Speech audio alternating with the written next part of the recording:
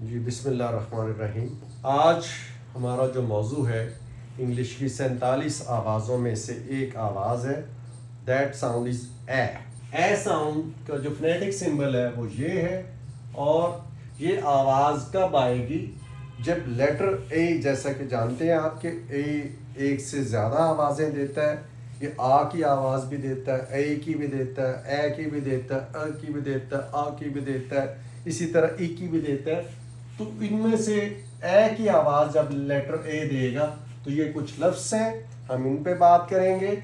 And later I will talk about the suffixes where A will give us A sound. Like this word is asthma, ये asthma नहीं है। This word is asthma, T H is silent here. और American English में this is asthma, this is asthma. Most commonly mispronounced word piano, piano नहीं है, this is piano. And this is salon, this word is salon. ये जो हमारे खुले होते हैं जिसे सलून कहते हैं, beauty salon, so basically this is salon. तो यहाँ भी ये ए है, ये ए की आवाज दे रहा है, salon. And this word is plasma, this word is plasma, ये प्लाज्मा नहीं है।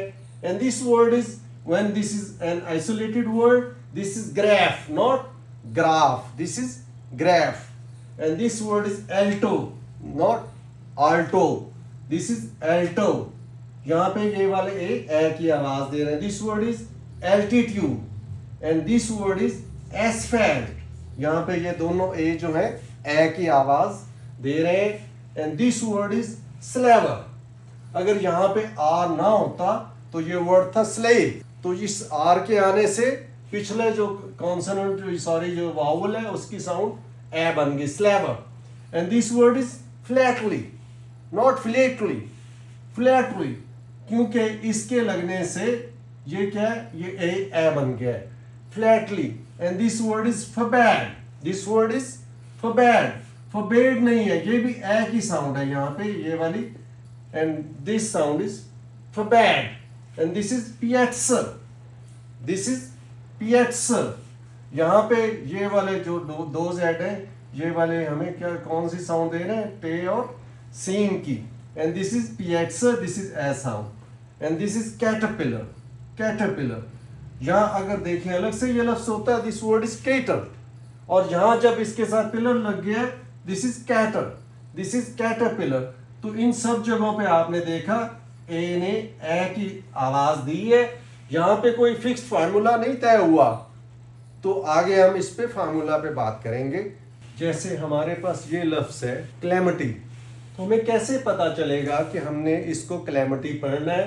कि जब ए के बाद कोई कॉन्सोनेंट होता है, कॉन्सोनेंट के बाद ITY आता है, तो हम ये वाला ये ए की आवाज देता है। असल में प्रॉब्लम जो आता है वो कॉन्सोनेंट साउंड्स का नहीं होता, वो वाउल साउंड्स का होता है। अब हम देखते हैं कि इसमें कितने वाउल्स हैं, जिन्होंने प्रॉब्लम खड़ा करना है तलफ़ुज़ में। इसमें 3 वाउल्स हैं, 2 ए हैं और एक आई है। अगर हम गौर से देखें इस सफिक्स को, ITY को, तो ITY जब भी आता है किसी लफ्ज के आखिर में, ये वाला आई जो है वो श्वा साउंड देता है। ये तय हो गया, दिस इज अटी, नॉट इटी। और इस हिस्से तक हम बड़े क्लियर हो गए कि दिस इज अटी। अब इस फॉर्मूले के मुताबिक ये तय हो जाएगा कि इस ए ने ए की आवाज देनी है। अब यहां तक बन गया एमटी, यहां तक बन गया एमटी। अब जब मेरे पास ये आवाज एमटी बन चुकी है और सेम स्पेलिंग में से एक लेटर वही पड़ा हुआ है मेरे पास फिर से ए, तो वो मोस्ट प्रोबेबली किस में जाएगा, श्वा साउंड में जाएगा। तो क्या बन गया ये लफ्ज, क्लैमिटी। क्लैमिटी की अगर हम फोनेटिक ट्रांसक्रिप्शन लिखेंगे तो हम कैसे लिखेंगे, क्लैमिटी ऐसे लिखेंगे, क्लैमिटी। अब हमने इसमें से स्ट्रेस लगाना है। ये बड़ा वाज़ेह है कि जहां पे श्वा साउंड आ जाएगा उस सिलेबल में हम वो स्ट्रेस नहीं लगाएंगे। स्ट्रेस सिंबल यहां पे लग गया। And this word is calamity now, and this is calamity, it is clear. अब देखना ये है कि इसको हम बड़ा वाज़े फार्मूला के तहत पढ़ पाए हैं कि नहीं। This is calamity.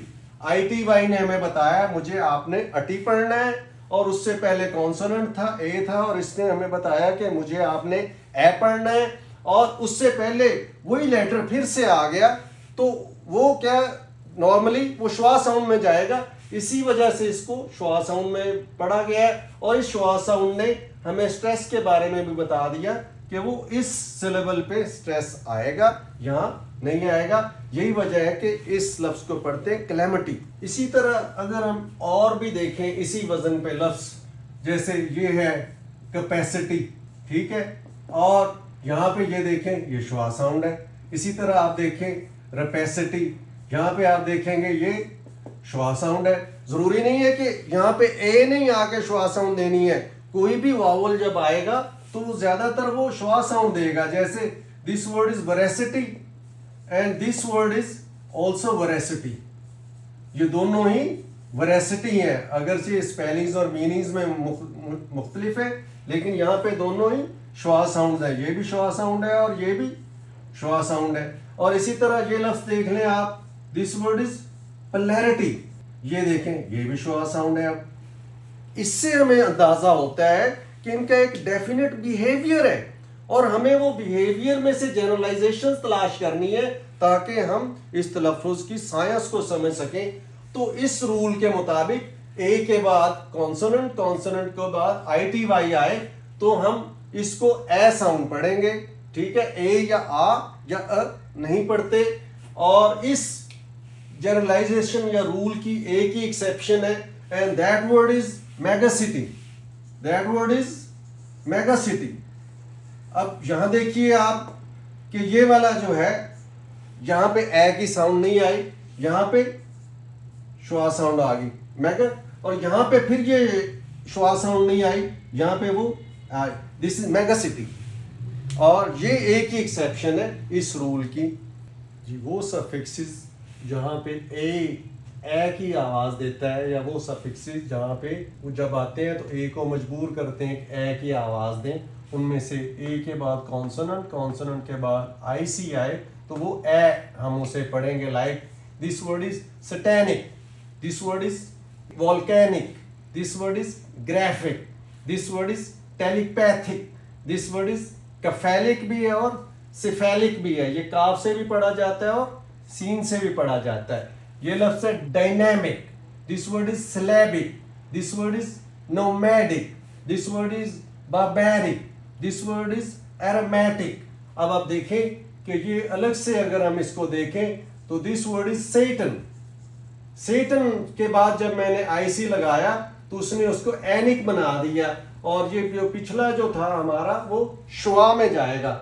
इसी तरह आप ये लफ्ज देख लें, दिस इज वोल्केनो, ये ए की आवाज थी, लेकिन जब मैंने इसको वो लगाया IC तो वो बन गया वोल्केनिक। इसी तरह आप इसको देख लें, दिस इज टेलीपैथी, ये वाली हमारे पास श्वा साउंड थी, श्वा साउंड का आपको पता है अ की आवाज है, और ये भी श्वा साउंड थी, टेलीपैथी। और जब मैंने इसके साथ लगाया IC तो दिस इज टेलीपैथिक।